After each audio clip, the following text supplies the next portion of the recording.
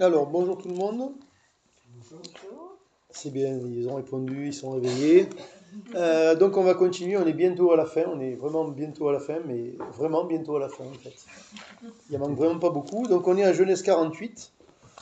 Je vais vous lire le chapitre et puis on va... Il y a un point qui m'intéresse et puis on va... D'un point, on va en faire trois quatre. Mais bon, il y a un point qui m'intéresse dans ce chapitre et qui est particulièrement significatif. Donc je vais vous lire tout simplement le chapitre déjà pour démarrer. Donc Genèse 48, après ces choses, alors là, on va déjà commencer. Avant de commencer, on va commencer. Donc le chapitre d'avant, c'est Jacob qui arrive avec sa famille en Égypte rejoindre Joseph. Jacob qui rencontre Pharaon, il y a un petit échange, on avait parlé la dernière fois. Et donc ici, quand il est dit après ces choses, on vient de dire à Joseph, voici ton père est malade et il prit avec lui ses deux fils Manassé et Éphraïm. En fait, après ces choses, c'est sûrement juste une formule pour enchaîner le texte, parce que c'est sûr que c'est pas après ces choses. C'est plutôt 17 ans après, quand il va mourir en réalité. Donc ton père est malade et il prit avec lui ses deux fils, Manassé et Éphraïm. On avertit Jacob et on lui dit, voici ton fils Joseph qui vient vers toi. Et Israël rassembla ses forces et s'assit sur son lit. Jacob dit à Joseph, le Dieu Tout-Puissant m'est apparu à Luz, dans le pays de Canaan, et il m'a béni. Il m'a dit, je te rendrai fécond, je te multiplierai, je ferai de toi une multitude de peuples. Je donnerai ce pays à ta postérité après toi, pour qu'elle le possède à toujours. Maintenant, les deux fils qui te sont nés au pays d'Égypte, avant mon arrivée vers toi en Égypte, seront à moi. Éphraïm et Manassé seront à moi, comme Ruben et Siméon. Mais les enfants que tu as engendrés après eux seront à toi. Ils seront appelés du nom de leurs frères dans leur héritage. Donc là, qu'est-ce qu'il est en train de dire? Il est en train de dire qu'en fait, les deux fils qu'il a eu, les deux premiers qu'il a eu en Égypte, Manassé et Éphraïm, en fait, ils vont faire partie de la généalogie de Jacob. Et du coup, c'est ce qu'on voit par la suite, ce sont deux demi-tribus en Israël, en fait. Puisqu'en fait, il n'y a pas de tribu. Jacob a 12 fils, dont Joseph, mais il n'y a pas de tribu de Joseph. Il y a deux demi-tribus qui sont Manassé et Éphraïm. Donc ces deux fils le remplacent lui dans la postérité, en fait. Et du coup, Jacob va donner une bénédiction, etc. Donc c'est là où ça va devenir très, très, très, très intéressant. Voilà, à mon retour de Padan, pardon, Rachel mourut en route auprès de moi dans le pays de Canaan, à quelques distances d'Ephrata, et c'est là que je l'ai enterrée sur le chemin d'Ephrata, qui est Bethléem. Donc Rachel, donc c'est la mère de Joseph, mais c'est aussi la mère de Benjamin, et donc elle meurt en couche en fait. Verset 8, pardon. Israël regarda les fils de Joseph et dit, qui sont ceux-ci? Joseph répondit à son père, ce sont mes fils que Dieu m'a donnés. Israël dit, fais-les, je te prie, approcher de moi pour que je les bénisse. Les yeux d'Israël étaient appesantis par la vieillesse, il ne pouvait plus voir. Joseph les fit approcher de lui, et Israël leur donna un baiser et les embrassa. Donc là, juste une chose, c'est qu'il y a des scènes qui se reproduisent de génération en génération.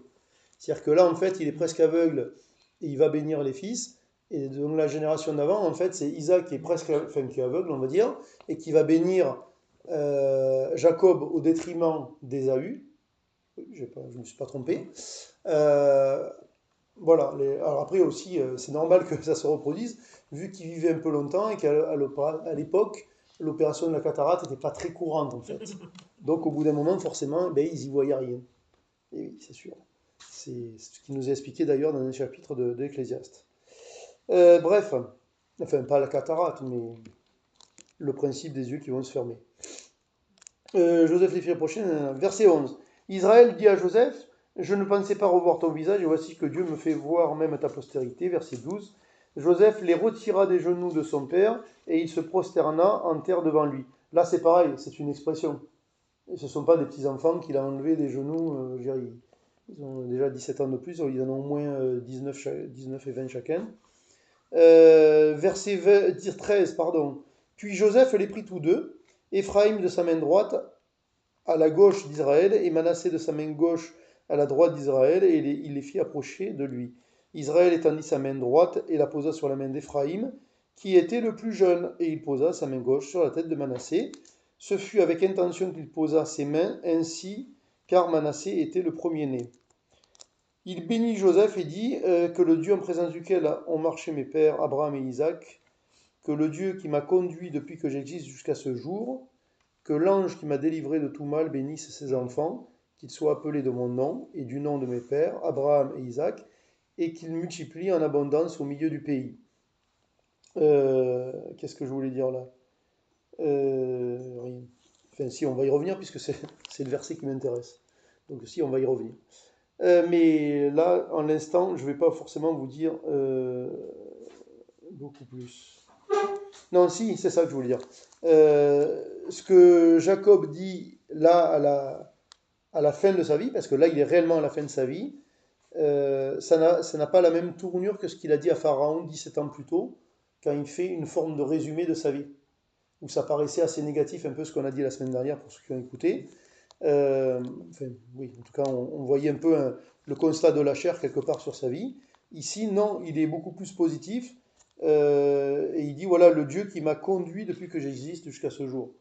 Donc le constat qu'il fait à la fin de sa vie, c'est que Dieu l'a conduit dans tous ses jours, les bons, les mauvais. Alors que ce qu'il a dit à Pharaon, c'est que euh, j'ai 130 ans, j'en ai moins que mes pères, et en fait, mes jours, ils ont été peu nombreux et mauvais. Bon, ben là, il fait un constat qui est quand même assez différent, jusqu'à la fin. Verset 17. Joseph vit avec déplaisir que son père posait sa main droite sur la tête d'Éphraïm. Il saisit la main de son père pour la détourner de dessus la tête d'Éphraïm et la diriger sur celle de Manassé. Et Joseph dit à son père, pas ainsi, mon père, car celui-ci est le premier-né, pose ta main droite sur sa tête. Son père refusa et dit, je le sais, mon fils, je le sais. Lui aussi deviendra un peuple, lui aussi sera grand, mais son frère cadet sera plus grand que lui, et sa postérité deviendra une multitude. Il bénit ce jour-là et il dit, c'est par toi qu'Israël bénira en disant que Dieu te traite comme Éphraïm et comme Manassé. Et il mit Éphraïm avant Manassé. Israël dit à Joseph, voici je vais mourir, mais Dieu sera avec vous, et il vous fera retourner dans le pays de vos pères. Je te donne de plus qu'à tes frères une part que j'ai prise de la main des Amoréens et avec mon épée. Sur ce dernier verset, tous les commentateurs sont d'accord, on n'a aucune indication dans les Écritures qu'il y ait eu une bataille qu'il ait gagnée. Donc simplement, on pense que ce n'est pas mentionné et que lui le dit à la fin de sa vie. Et en tout cas, il donne encore une fois une portion supplémentaire au fils de Joseph. Donc, qu'est-ce qui est intéressant dans cette histoire, mis à part de lire un chapitre complet, c'est déjà ça. La chose qui est intéressante, en fait, c'est cette histoire du verset 13 au verset 18, 19 même, où en fait, donc Jacob, qu'est-ce qu'il va faire? Il va bénir les deux fils de Joseph, mais la manière dont il est béni, d'abord est intentionnelle, et deuxièmement, elle est lourde de sens. Elle est lourde de sens d'abord pour lui, et ensuite pour nous. Elle est lourde de sens pour lui, pourquoi? Parce que lui, étant plus jeune, il a aussi reçu une bénédiction alors qu'il était le cadet et non pas l'aîné, sauf qu'il a truandé pour l'avoir. Le droit d'aînesse, il l'a volé, la bénédiction, il l'a volé, en trompant son père qui était aveugle. Et là, c'est très intéressant parce que finalement, il arrive à la fin de sa vie, il est dans la position de son père pour reproduire le même, en tout cas, dans la même situation, on va dire, où il doit bénir des enfants, qui seront en l'occurrence pas les siens pour le coup, mais c'est pas grave. Et intentionnellement, il décide de bénir le cadet au lieu de bénir l'aîné. Et, euh, et ça nous montre une fois de plus que Jacob a grandi, Jacob a appris des choses, Jacob, il a commencé un peu à comprendre des choses dans sa vie. Ça y aura pris 147 ans, mais bon, c'est comme ça. Et ce qu'il comprend, qu'est-ce qu'il comprend là-dedans en fait? La première chose qu'il comprend, c'est que Dieu aurait pu lui donner ce qu'il a eu sans qu'il ait eu à truander.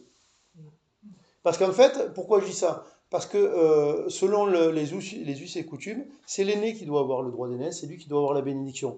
Donc quand tu vis, c'est comme nous, on vit dans un pays, on vit avec une culture, il y a des us, il y a des coutumes, il y a des lois, on a des habitudes, et ça se passe comme ça, et ça ne peut pas bouger. C'est comme ça, c'est tout. Et donc, lui, étant plus jeune, qu'est-ce qu'il se dit? Il se dit, je ne suis pas l'aîné, mais je voudrais la bénédiction de Dieu. Donc, je vais m'arranger et je vais truander pour y arriver. Et il y est arrivé. Et il y est arrivé.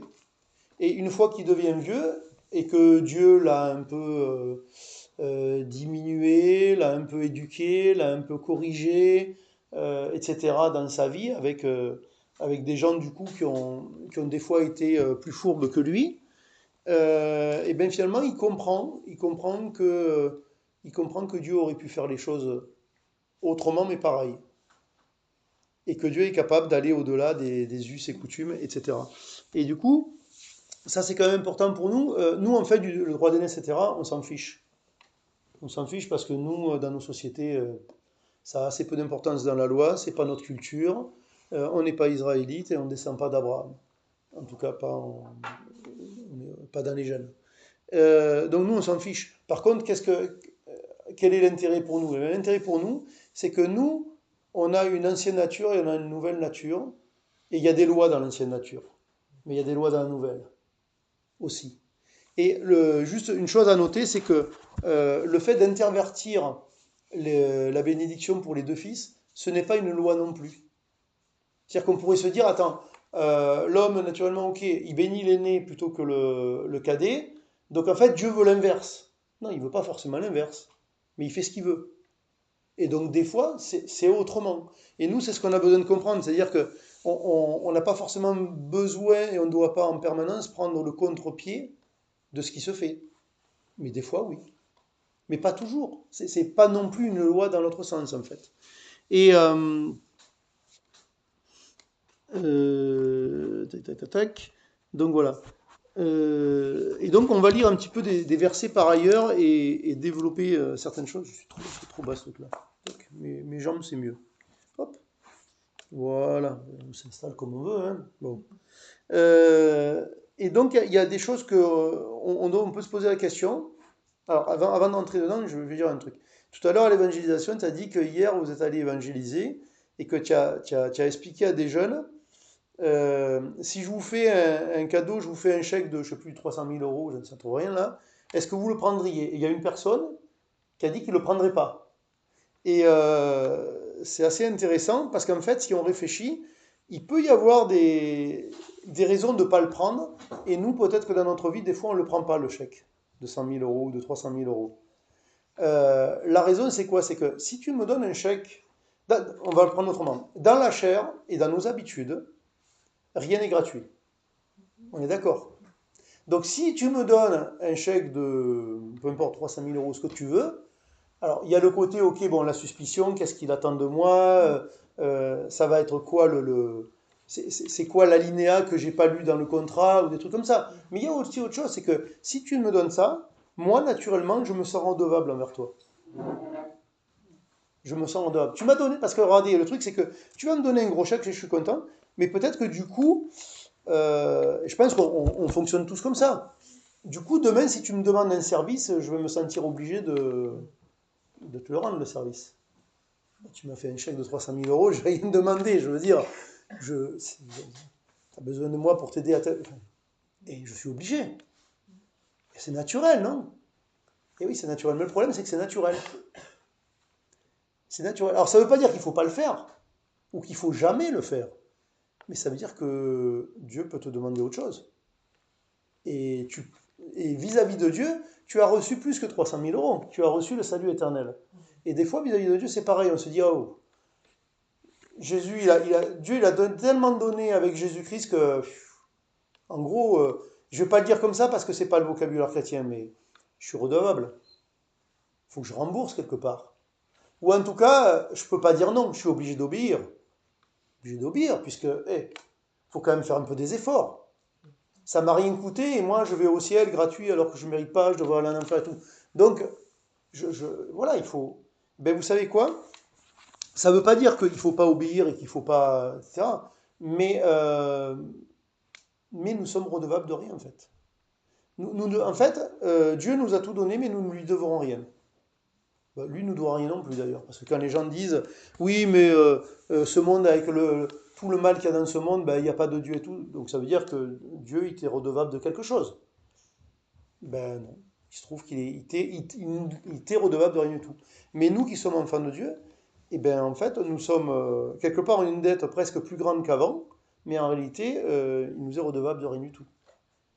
Euh, L'autre jour, il y a une personne, elle a dit une chose qu'on dit des fois, ou je ne sais plus qu'est-ce que j'ai dit, un truc, je sais pas quoi, c'est gratuit, elle a dit non mais gratuit, il est mort. Et c'est vrai, des fois on dit ça, hein, gratuit, il est mort, dans le sens, ben oui, il n'y a jamais rien de gratuit dans ce monde, quoi. Mais en fait, là, moi, j'ai pas répondu ce que j'aurais dû peut-être y répondre. Mais en fait, il y a un truc tout simple, c'est que gratuit, oui, il est mort, mais il est ressuscité. Parce que gratuit, en fait, c'est Jésus. Mais, mais si Jésus, c'est gratuit, et si le salut est gratuit, ça veut dire que je ne dois rien. Et ça, vous savez quoi? Ça nous permet de rentrer dans une relation qui est correcte avec Dieu. C'est-à-dire que lui m'a donné gratuitement, est-ce que moi, je donne et je fais gratuitement? Vis-à-vis des gens, mais vis-à-vis de Dieu. Est-ce que je prie parce que j'ai une dette? Est-ce que je lis ma Bible parce que j'ai une dette? Est-ce que je vais à l'église parce que j'ai une dette? Est-ce que je suis gentil avec les gens parce que finalement j'ai une dette envers Dieu? Est-ce que j'obéis parce que il faut bien obéir? Ça la fout mal quand même. Et donc j'ai une dette devant les gens et surtout devant Dieu? Ou alors du coup ma motivation elle est ailleurs? Ma motivation c'est la reconnaissance, mais c'est surtout ma motivation c'est que c'est Dieu qui m'a transformé. Et si c'est pas Dieu qui m'a transformé, euh, tout le bien, l'obéissance et autres que je peux faire, en fait, ça ne vaut rien devant Dieu. Ça ne vaut rien. Quand Jésus était sur terre, extérieurement, ben, les pharisiens, ils étaient très bien. Pour le coup, ils obéissaient, ils essayaient de respecter la loi. Ils faisaient pas que du bien, mais ils faisaient du bien aussi. Ils donnaient des aumônes, ils donnaient leurs dîmes. Ma foi, ils essayaient de se tenir correctement, etc. Oui, mais quelle était la motivation? C'était la peur du gendarme. Et au mieux, un sentiment de redevabilité, éventuellement. Et pourtant, Dieu dans l'Ancien Testament, si Dieu dans l'Ancien Testament, il avait juste donné la loi, ça pourrait se comprendre, mais il n'a pas donné que la loi, il a donné la loi et les sacrifices. Donc ça veut dire que je vous donne un code, je sais que vous n'allez pas y arriver, mais le moyen de, comment dire, d'aligner l'adéquation, c'est le sacrifice. Le sacrifice sanglant d'un innocent, à ma place. Le sacrifice sanglant d'un innocent à ma place. Et le sacrifice ultime, c'est Jésus. Et donc, du coup, c'est cette vision-là que j'ai besoin d'avoir. Et on va regarder. Alors, je me suis dit une chose. Je me suis dit, qu'est-ce qui peut nous aider et enfin, nous aider, nous, on va parler de nous, à rentrer dans cette compréhension que Jacob a eue à un moment donné, que, en fait, effectivement, Dieu fait ce qu'il veut et que Dieu est capable de faire autrement les choses. Autrement que ce qui est naturel. Eh bien, il y a deux, trois éléments qu'on va voir. Et un premier, on va lire une paire de versets hop, toi, tu restes là, en Proverbe 3,12. Alors, vous allez peut-être avoir l'impression que ça n'a pas de rapport avec la choucroute, mais il suffit de mettre des saucisses et vous allez voir, ça va faire une choucroute quand même. Donc, Proverbe 3,11. Tournez les pages, tournez les pages, tournez les pages, tournez les pages. 3, 11, 12. Il est dit, mon fils, ne méprise pas la correction de l'Éternel et ne t'effraie pas de ses châtiments, car l'Éternel châtie celui qu'il aime comme un père l'enfant qu'il chérit. Et donc, une première chose, je pense qu'il y a à noter, dans la vie de Joseph, c'est d'une évidence plus qu'évidente, mais du coup, il se trouve que c'est un principe qui fonctionne dans notre vie aussi, c'est la correction. Combien de chrétiens essayent de vivre une vie en se disant l'objectif de la vie c'est de ne pas être corrigé. C'est de ne pas être corrigé. Donc moi des fois je donne cet exemple-là, peut-être vous m'avez déjà entendu le dire. Hop, bois un coup. C'est comment dire vous connaissez le jumping? Alors c'est pas une course vraiment, enfin c'est une course mais c'est pas une course. C'est c'est le saut d'obstacle pour les chevaux. Donc pas une course, mais vous savez, il y a un parcours avec différents obstacles à faire à sauter à cheval. Et en réalité, ce qui se passe, c'est qu'il faut faire le parcours dans un temps minimum. mais il ne faut pas faire tomber les barres. Et quand tu fais tomber les barres, ça te donne une pénalité de temps sur ton parcours, et du coup, ben, il y a un classement qui s'effectue. Et en fait, l'homme naturel, ou le religieux, mais c'est le même en fait, parce que l'homme naturel, il est religieux, le premier homme, il est religieux, Jacob, il est religieux, Israël ne l'est pas. Et qu'est-ce qu'il fait? Ben, il vit sa vie chrétienne en essayant de ne pas faire tomber les barres. Et peut-être que Dieu dit, mais non, va vite, peut-être tu vas faire tomber des barres, mais on a pris soin de ça. Alors le but, ça ne veut pas dire non plus, tu cours et tu fonces dans l'obstacle, bien sûr. Mais vous comprenez ce que je veux dire, c'est que euh, tu te donnes une autre règle que ce qui est la règle. La règle, c'est d'aller le plus vite possible sans faire tomber de barres. Mais on sait dès le départ qu'on va faire tomber des barres. Donc, on va aller le plus vite possible et on va faire tomber des barres. Et si j'essaye d'éviter de faire tomber les barres, eh ben, à la fin, en fait, je suis content de moi parce que j'ai fait un sans faute. Oui, mais tu es avant-dernier. Parce que le temps que ça t'a pris, là, c'est qu'un exemple. Hein, le jumping, c'est pas la vie chrétienne. Mais vous voyez l'idée. L'idée, c'est que nous, c'est pareil. On se dit, voilà, faut faire attention à la loi, faut bien obéir, faut pas faire ça, faut ceci, faut cela. Et bien sûr qu'il faut pas faire ça. Mais qui va y arriver? Personne. Et alors, le dimanche à l'église, on va dire qui va y arriver? Personne. Et le lundi, on essaye de ne pas faire tomber la barre. Mais est-ce que c'est ça la vie chrétienne? Pas forcément. Et encore une fois, ça ne veut pas dire non plus foncer dans l'obstacle. Mais non, ça veut dire que tu as un parcours à faire et tu vas le faire avec Dieu. Et les barres qui tombent, euh, Dieu en a pris soin.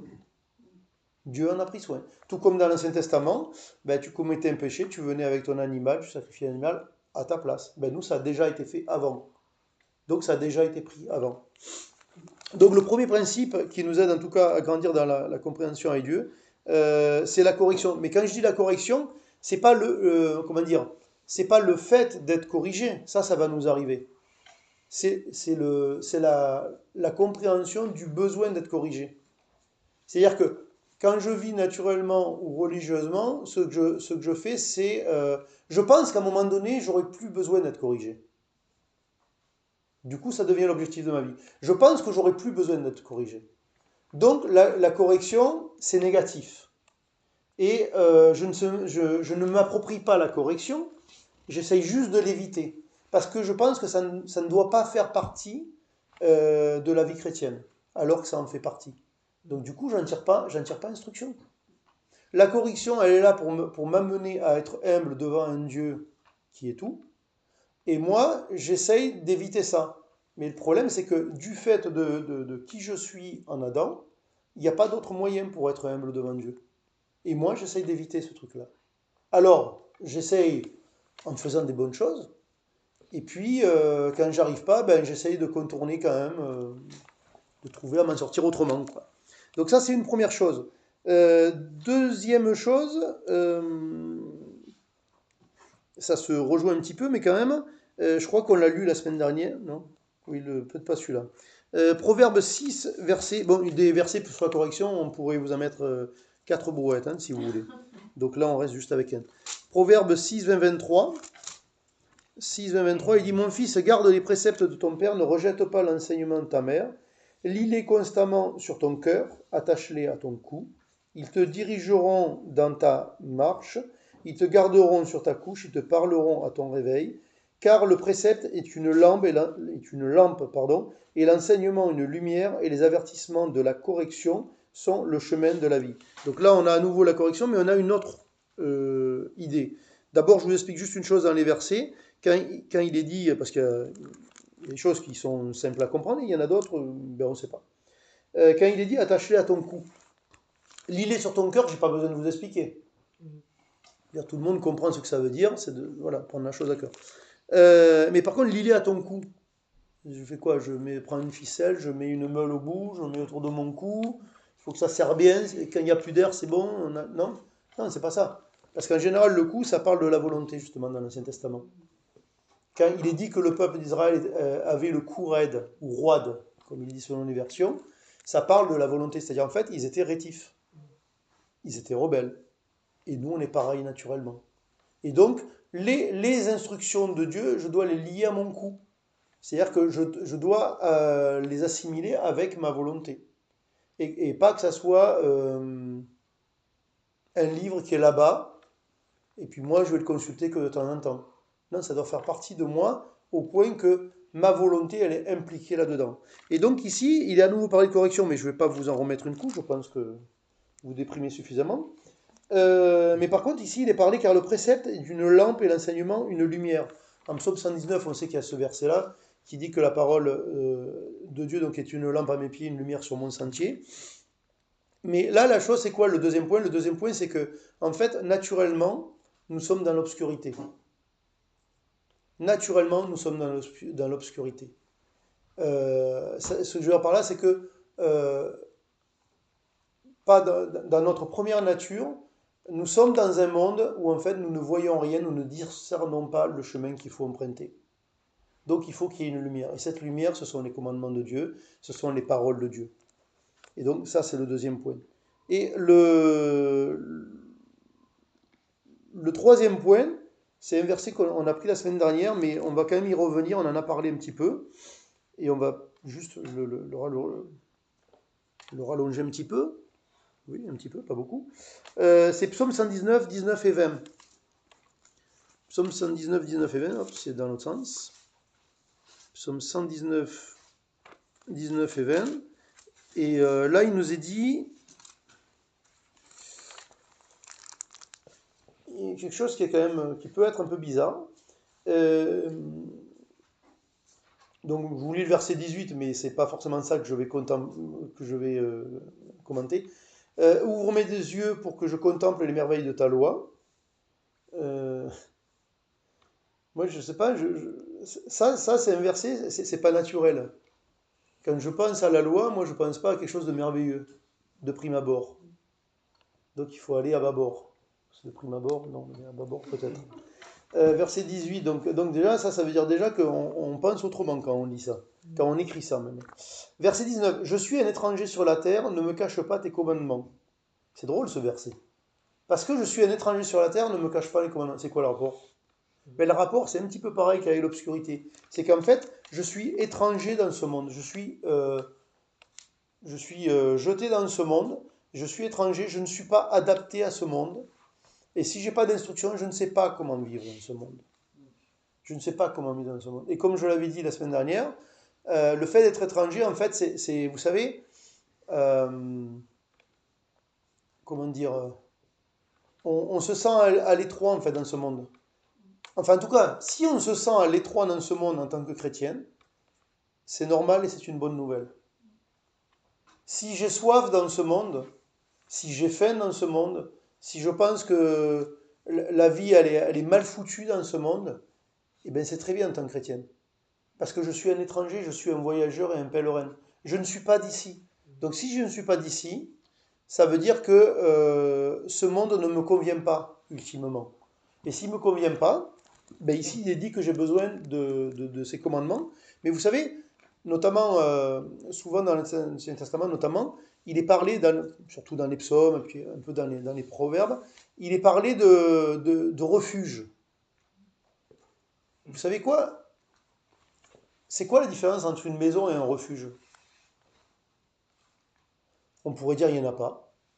Sauf qu'une maison, c'est permanent, et un refuge, c'est pour une situation particulière. Techniquement parlant, on pourrait dire qu'il n'y en a pas. Dans les deux, c'est un endroit où habiter, où normalement tu as, où on essaye de faire en sorte que tu aies la même commodité, mais tu ne l'as peut-être pas exactement, parce que selon où se retrouve le refuge, des fois, c'est pas évident d'avoir peut-être de l'électricité ou certaines commodités quand le refuge il est en haute montagne, par exemple, évidemment. Mais en gros, le principe est le même. C'est qu'en fait, on essaye de te trouver une maison dans un endroit qui est hostile. Oui, mais cette maison, elle n'est pas permanente. Et ce monde, il n'est pas permanent pour nous. Et donc, je dois avoir ce sentiment de transitoire dans ma vie. Si je n'ai pas ce sentiment de transitoire, c'est que, en fait, peut-être que je vis plutôt confortablement ou bien, ou en tout cas, je m'accommode, disons, on va dire ça comme ça plutôt, de la première nature, de ce qui est naturel, de ma chair. Alors qu'en fait, je devrais vivre dans la seconde nature, et en fait me sentir à l'étroit dans ce monde, mal à l'aise, inadapté. Et du coup, j'ai besoin des commandements de Dieu pour m'orienter dans ce monde, parce que je ne suis pas fait pour ce monde. Et on va lire encore, j'ai encore quelques petits versets pour vous, oui, pas long, mais un petit peu. Euh, Juste encore deux passages en gros. En 1 Corinthiens 4, 7, comment dire, je prends un peu le verset hors contexte si on veut dire, je ne prends pas dans son contexte, mais le verset en lui-même, il veut malgré tout dire ce qu'il dit en soi, et pas grand-chose d'autre malgré tout. En 1 Corinthiens 4, 7, il est dit, euh, ouais, car qu'est-ce qui te distingue? Qu'as-tu que tu n'aies reçu? Et si tu l'as reçu, pourquoi te glorifies-tu?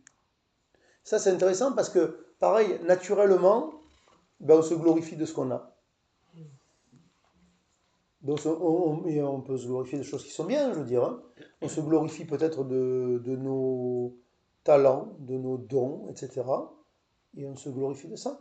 Et je dis, mais pourquoi tu te glorifies? Tu te glorifies de ce que tu as reçu. Ce qui veut dire qu'en fait, nous sommes nus au départ. Nous sommes nus sans Dieu. Et après, nous avons reçu peut-être des choses. Et puis des choses qui sont peut-être complètement naturelles. Il y en a qui naissent avec une force physique, il y en a qui naissent avec des capacités cognitives plus développées que d'autres. Il y en a qui naissent avec, ou qui sont éduqués comme ça, et puis en fait, ça fait partie d'eux-mêmes, avec peut-être une capacité et même un désir de servir que d'autres n'ont pas. Il y en a, ils n'ont pas envie de lever la petite cuillère pour qui que ce soit. Et puis il y en a d'autres, c'est une seconde nature. Ça leur plaît de rendre service. Ils sont même pas chrétiens, mais ça leur plaît de rendre service. Et du coup, d'où le piège en tant que chrétienne. Est-ce que c'est la vie avec Dieu que je suis en train de vivre, ou est-ce que je suis en train de vivre la bonne facette, ou ce qu'il peut y avoir de pas mal dans ma première nature? Parce que Adam et Ève, ils ont mangé de quel arbre? Ils n'ont pas mangé de l'arbre du mal. Ils ont mangé de l'arbre de la connaissance du bien et du mal. Donc il y a des choses bien enfin, du moins, il y a des facettes qui peuvent être positives malgré tout dans la chair. Cet après-midi, là, on donne le tract à la dame, la jeune femme qui dit qu'elle est athée. Elle dit les athées, les athées, ils font du bien. Et oui, mais c'est pas le sujet. C'est pas ceux qui font du bien qui vont aller au ciel. Et c'est ceux qui auront cru que quelqu'un a pris leur place. Parce qu'en réalité, si on veut se mettre sur le plan légal, devant Dieu, ben en fait, ton bien, si tu veux qu'on compte, ok, on va compter. Tu fais mieux que l'autre, tu fais plus de bien que lui, hein. Tu fais plus de bien que beaucoup de personnes. Mais quand on compare avec Jésus-Christ, ben, on est disqualifié en fait. Des fois, je prends cette image qui est bête, hein, mais au moins c'est caricatural. Euh, c'est comme si Dieu il disait il faut courir le 100 mètres en moins de 3 secondes. Et on va pas. Alors attention, hein, il y en a, ils pourront pas le courir. Il y en a, ça va leur prendre plusieurs minutes. Il y en a, ça va prendre peut-être une minute. Il y en a 20 ou 30 secondes. Il y en a, ils vont frôler les 10 secondes. Et puis il y en a un, il va dire moi je le fais en moins de 10 secondes. Et à toutes les courses. Et oui, mais la règle c'est moins de 3 secondes. Le constat c'est quoi? C'est que tout le monde est disqualifié. Et bien, avec Dieu c'est un peu pareil. On est tous disqualifiés. Maintenant, ben, là-dedans, si on se compare entre nous, ah ben oui, il y en a qui semblent mieux que d'autres. Mais est-ce que, comme dit la République française, nous naissons tous égaux? Ouais, en droit peut-être, et encore c'est à discuter, mais est-ce que nous naissons tous égaux? Mais pas du tout. Mais pas du tout. Il y en a qui sont beaux, il y en a qui sont moches, il y en a qui sont intelligents, il y en a qui sont pas très intelligents, il y en a qui sont forts physiquement, il y en a qui sont pas bien forts. Alors il y a des choses qui peuvent comment dire, se travailler dans l'existence, hein, on est d'accord là-dedans, hein. Mais voilà, il y en a, ils ont 150 de QI, et il y en a d'autres, ils ne savent pas qu'est-ce que ça veut dire QI. Euh, voilà, et puis après, après, il y a l'histoire de vie qui vient se mettre là-dedans. Je veux dire, entre celui qui grandit dans une famille avec un père ou une mère, un couple à peu près équilibré, une éducation à peu près correcte, etc.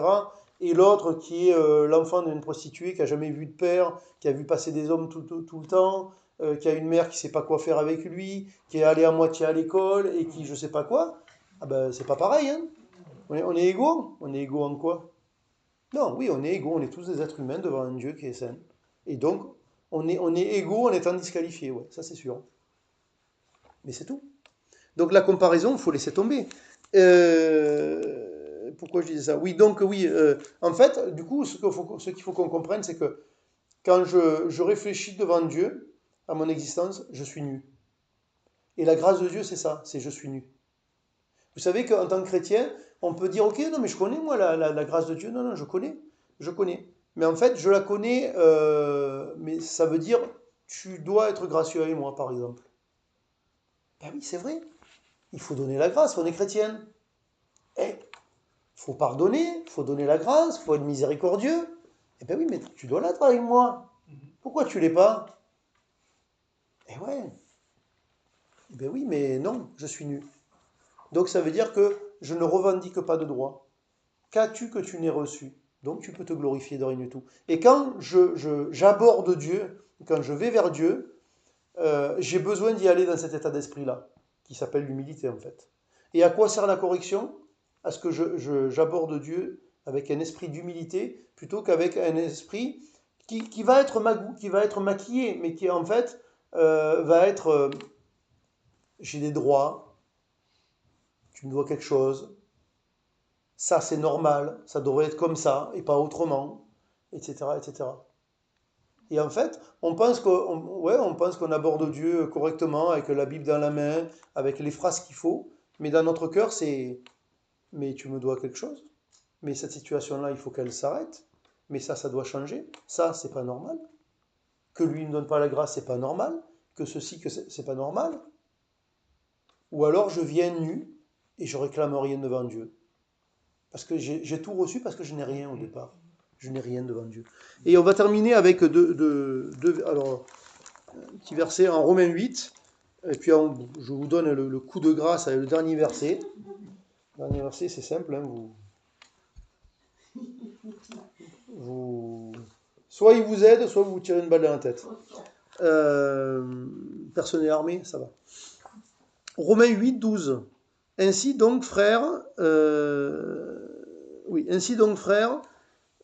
ne sommes point redevables à la chair pour vivre selon la chair.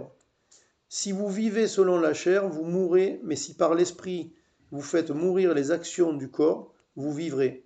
Car tous ceux qui sont conduits par l'esprit de Dieu sont fils de Dieu. En fait, ce verset-là, on pourrait dire, oh, il est sympa ce verset. Mais en fait, c'est très dur, c'est très compliqué.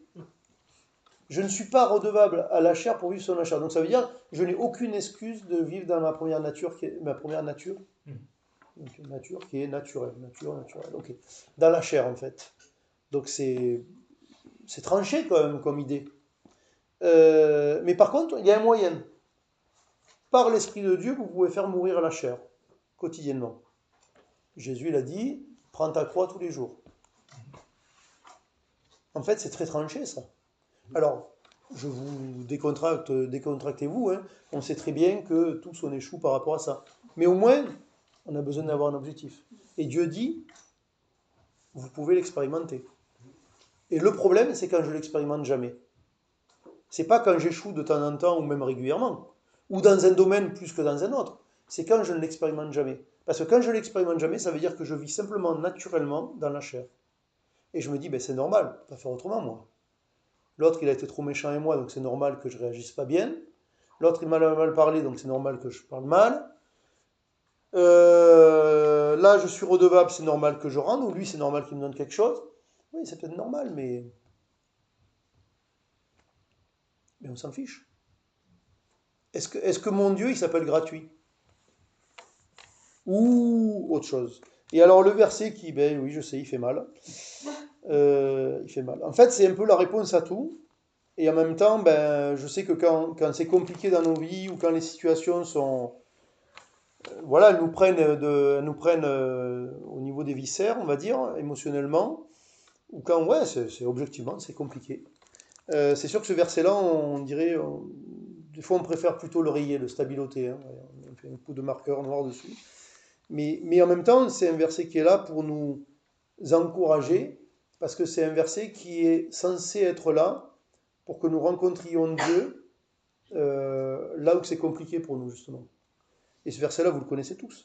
Romains 8, 28. Nous savons du reste que toute chose concourt au bien de ceux qui aiment Dieu, de ceux qui sont appelés selon son dessein. Donc ce qui est dit dans la suite, en fait, ça décrit simplement un chrétien. Celui qui est appelé selon son dessein, ceux qu'il a connus d'avance, il les a aussi prédestinés. En fait, on est juste en train de parler de croyants. Donc parce qu'on pourrait dire, oui, mais attends, nous savons que toute chose concourt au bien de ceux qui aiment Dieu. Ouais, mais peut-être qu'en ce moment, j'aime pas Dieu. Donc en fait, ce verset-là, il ne me concerne pas. Si, il te concerne. Parce que celui qui aime Dieu, c'est simplement le chrétien. C'est ce qui nous est expliqué dans les deux versets suivants. Ce qui est décrit derrière, c'est quoi? C'est simplement la situation de la personne qui est sauvée. Donc celui qui aime Dieu, c'est celui qui est sauvé. C'est pas celui qui aime Dieu, expérimentalement. Et donc du coup, encore une fois, on se retrouve dans une espèce d'impasse, ou en tout cas pas d'impasse, mais où il n'y a pas d'issue de secours. Nous savons du reste que toute chose concourt au bien de ceux qui aiment Dieu, de ceux qui sont appelés selon son dessein. Ce qui veut dire aussi que Dieu a un but pour nous, puisque c'est selon son dessein. Et toute chose concourt au bien. Tout concourt au bien. Donc, comment est-ce que je dois voir la vie de cette manière-là? Et ça ne veut pas dire qu'on ne va pas pleurer, ça ne veut pas dire qu'on ne va pas souffrir, ça ne veut pas dire que ça veut pas dire que ça fait pas mal, mais ça veut dire par contre que nous avons on revient un peu au début, j'ai dit qu'on était dans l'obscurité, qu'on avait besoin de correction parce qu'on ne connaissait rien, qu'on était étranger parce qu'on était inadapté à ce monde. En fait, voilà, ça nous donne justement une visibilité là où nous n'en avons pas. Ce verset est censé nous donner une visibilité là où nous n'en avons pas dans notre vie. Et ça ne veut pas dire qu'on ne va pas souffrir ou que ça ne va pas être dur, parce que des situations, il y en a qui sont très très compliquées, pas du tout agréables, et personne n'a jamais dit que c'était agréable. Des fois c'est inextricable aussi, et des fois même les choix que Dieu me demande de faire semblent même empirer la situation. Je veux dire, moi je lis ma Bible et je vois que Dieu il n'est pas pour le divorce. Bon. Une personne vit situation très compliquée. Alors là je ne parle pas de se faire taper dessus ou d'adultère. Pourquoi? Parce que l'adultère, Jésus a dit qu'on ne doit pas divorcer sauf s'il y a un adultère. Alors j'irai plus loin, je dirais que même s'il y a adultère, on peut aller au-delà, mais tu as ta dérogation, à la limite, tu as ton carton, si tu veux. Et si vous vous faites taper dessus ou vos enfants, je le mets dans le même giron. Pourquoi? Parce qu'on voit bien dans la Bible qu'on n'est pas là pour être un punching ball et se détruire soi-même. Donc rester en face de l'oppresseur, c'est prendre des coups. Okay. Maintenant, voilà, après, il y a beaucoup de situations qui sont compliquées, parce qu'on peut aussi parler d'oppression psychologique. Et là, c'est difficile à évaluer. Et en plus, souvent, il y a des torts des deux côtés. Mais ce que je veux dire, c'est que, grosso modo, Dieu est contre le divorce, et à un moment donné, vous pouvez être dans une situation qui est très compliquée, et vous ne pouvez pas y faire grand-chose. Et vous dites, là, je voudrais bien divorcer, parce que, en fait, je vois pas autre chose. Et Dieu te dit, en plus, tu ne divorces pas. Donc c'est pire. Donc c'est pire. Mais est-ce que je crois que tout concourt au bien de ceux qui aiment Dieu? Et vous savez quoi? Tout à l'heure, on parlait de refuge. Ça, c'est un refuge. Les paroles de Dieu, intériorisées, ce sont des refuges pour nous. Pourquoi? Parce qu'en fait, dans des situations où en fait, je ne sais plus quoi faire, où je ne peux plus rien faire, où je n'ai pas d'option, où peut-être j'ai même pas la main sur la chose, ou si j'ai la main, ben c'est quand même pas trop faisable.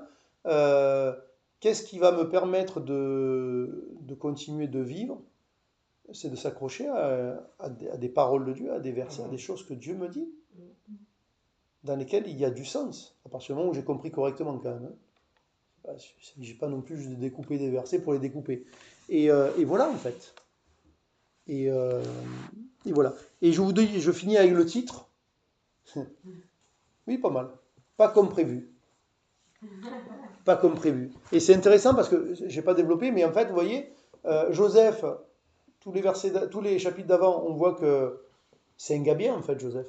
C'est un gars spirituel. Mais lui, il n'a pas compris l'histoire du naturel et du pas naturel.